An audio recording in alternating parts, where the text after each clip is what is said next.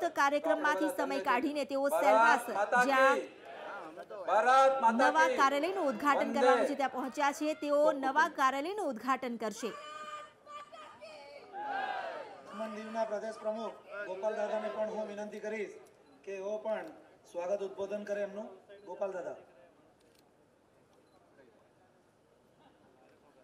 भारत माता की।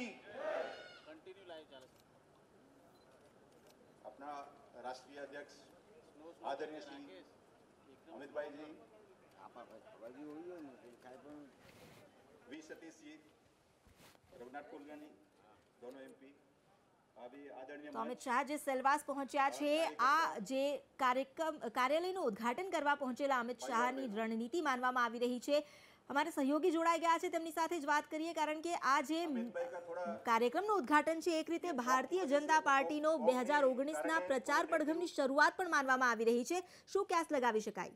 અમિતા, કેમ કે આ સંઘ પ્રદેશ છે તે ગુજરાતને અડીને આવેલો છે અને આપણે જાણીએ છીએ કે ત્યાંનું જે કલ્ચર છે, બેઠક હોય સિલવાસા દાદરાનગર હવેલીની કે પછી બેઠક હોય દીવ દમણની, બંનેનું જે નેચર છે તે ગુજરાતને મળતું હોય છે। રાજકીય સમીકરણો પણ ગુજરાતના જેવા જ છે।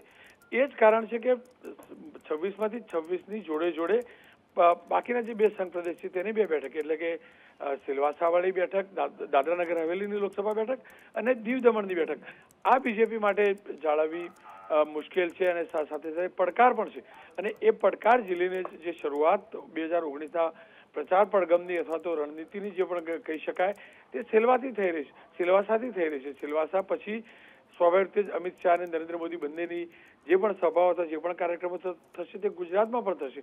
મંચ ઉપર આપણે જોઈ શકીએ છીએ બંને સંઘ પ્રદેશના સાંસદો આવી ચૂક્યા છે।